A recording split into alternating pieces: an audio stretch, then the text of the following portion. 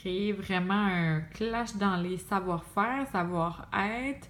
Ensuite de ça, on a eu vent de vol. Écoutez, ça a été une belle école d'apprentissage pour cet été.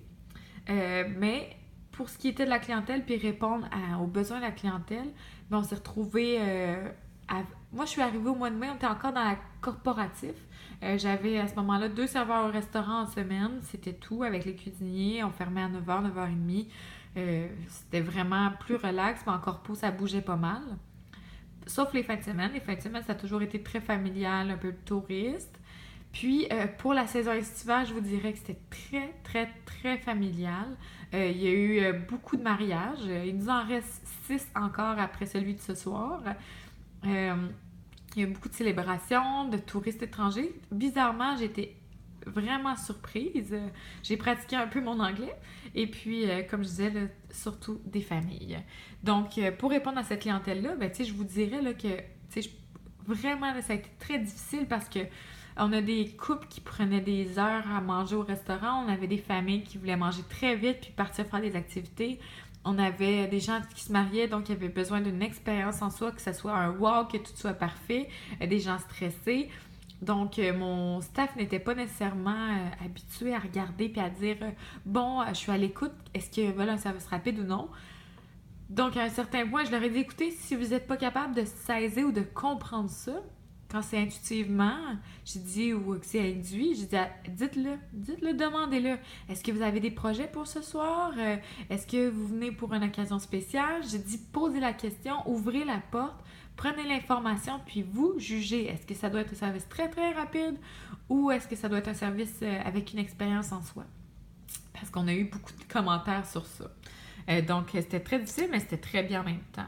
Donc, je vous ai parlé un petit peu de l'équipe, mais on pourrait revenir un peu là-dessus. Donc, Alain, je l'ai mis en consultant à côté parce qu'il est là un peu partout, mais il va vraiment chevaucher. Puis, moi, je suis en restauration, fait que je ne sais pas s'il fait la même chose pour tous les départements, mais pour mon département, en tout cas, il me donne l'impression qu'il est au-dessus de nous puis qu'il est là pour nous. Moi, je me suis mis en rouge en dessous parce que je suis un peu l'helper de Maxime et Marie-Soleil. Je pense que Maxime et Marie-Soleil ont été promus directeurs. Et puis, ça a été pour moi petite frustration parce que je me suis sentie un peu la secrétaire d'eux. Mais en même temps, à la fin de mon stage, quand on s'est rencontrés cette semaine et la semaine passée, j'ai été honnête avec eux. Je leur ai dit que moi, c'était un bel environnement, mais que j'allais pas rester là, étant donné que, mon travail était pas... Je faisais pas les horaires, je faisais pas d'inventaire, je faisais pas rien. Je faisais juste les ajustements d'heures, puis faire de l'opérationnel, puis que c'est pas quelque chose qui m'intéressait, puis que j'avais déjà eu plus de responsabilités puis que je voulais plus, en fait. Mais je pense que ça fait partie peut-être des négociations puis de dire mais je veux des feedbacks, ce que je fais de bien, pas bien, on passe à autre chose. Alain April, c'est un homme incroyable au travail, vraiment. Toutes les fois qu'il est là, j'ai l'impression que l'hôtel roule mieux. Il y a un regard, une expérience, c'est vraiment très bien. Julien, en mentorat avec son père, mais qui est très humain. Diplômé HEGHI, je pense que on est une équipe jeune, dynamique, les changements se font vite. Par contre, on fait beaucoup d'erreurs. On n'est pas dans le proactif, mais bien dans le réactionnel. Donc, on fait action-réaction, on s'ajuste, on fait beaucoup d'erreurs.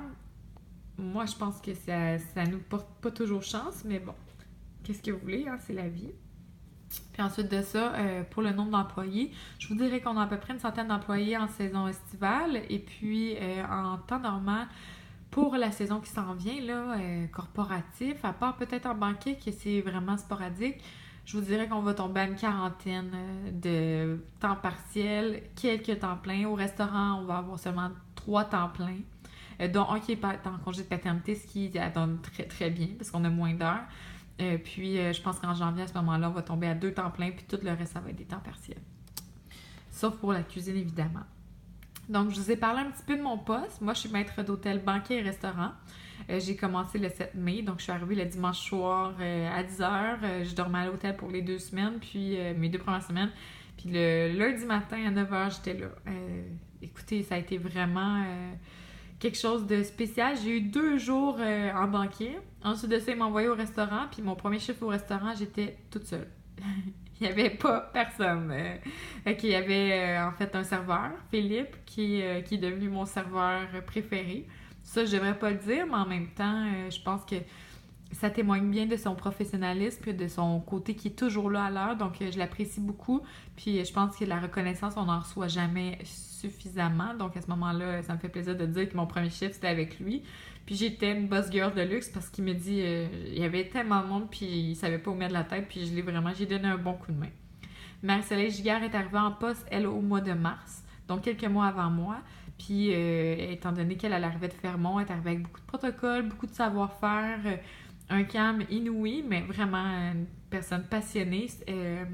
Famille de restaurateurs, comme je vous ai dit, son père était directeur de la restauration au Bon Entente, il l'est encore, et son grand-père aussi faisait ce métier-là. Donc, elle arrive là, puis c'est vraiment son bébé, sa vie. Je pense pas qu'elle va vouloir changer de poste un jour. C'est vraiment son restaurant. Je trouve ça très bien aussi, là, parce que ça prouve son honnêteté, son amour pour le restaurant, puis ça se dégage dans son travail, ce qui est merveilleux. Moi, je travaille principalement au restaurant, mais j'aide aussi en banquet.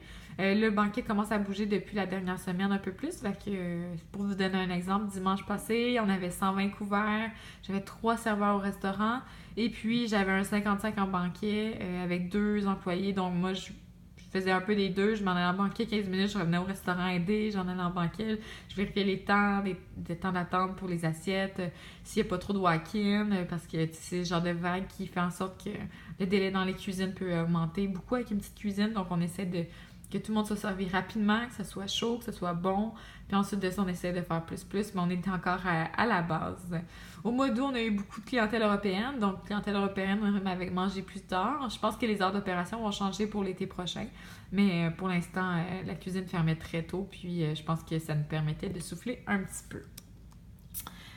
Donc, ma mission à moi, c'était de travailler en harmonie pour accompagner les autres cadres. Je me rends compte qu'on a beaucoup de psychologie à faire, écouter, motiver, prendre sur soi les commentaires. Je suis rendue avec une très belle carapace. Je me suis dit, les commentaires des clients, je dois plus les prendre, puis je dois juste essayer de les comprendre, essayer de rendre les gens heureux. Puis, je me suis mis dans un mindset que peu importe ce que je pensais de leur plainte, je devais être de leur côté puis leur faire croire que j'étais de leur côté. Puis si j'y arrivais, c'est sûr qu'ils allaient se calmer. Puis écoutez, ça m'a pris un genre de 3 semaines. Puis là, je pense que j'arrivais à un apogée, que les gens me disent « Mon Dieu, t'as bien géré cette plainte-là, comment t'as fait? » Puis je me dis « Ben voilà. Hein? Donc, fake it until you make it. » Donc, c'est très bien. Puis je me dis, c'est peut-être quelque chose à appliquer aussi au niveau professionnel, de dire, on se fait une carapace, on a nos pensées personnelles, mais l'important en ce moment, c'est de régler la plainte, c'est de régler le problème. Donc, en cuisine, je suis là pour... hier, j'ai passé une demi-heure à parler avec le chef après le chiffre. Il était arrivé super marabout, on avait beaucoup de réservations, mais je lui ai assuré que j'allais pas prendre de walk-in si on n'était pas capable, qu'on allait regarder les temps. Puis ça a été, que tout était bien distancé, puis ça a été vraiment super. Ensuite de ça, la plupart des cadres ont environ 10 ans d'expérience. Mais 10 ans, est-ce que c'est de la bonne expérience? Est-ce que c'est de l'expérience opérationnelle à la plonge, tu sais, comme hôtesse? Je veux dire, moi j'ai 15 ans, mais j'étais hôtesse au Normandin à Drummondville quand j'ai commencé. Donc, je suis sûre qu'il y a des choses que j'ai appris, mais j'ai pas appris 10 ans de cadre, là. Donc, c'est vraiment quelque chose de dynamique, on va le dire comme ça. Les défis de la pénurie de main-d'œuvre, oh mon Dieu, hein? On engage la sœur, le frère, l'autre frère, la famille de sa fille, son fils. C'est vraiment l'ami, le chum. C'est vraiment comme ça. Mon Dieu. Fait qu'on a fait des erreurs, on a fait des bons coups. On a des gens qui nous ont impressionnés, mais c'est pas facile, disons-le comme ça.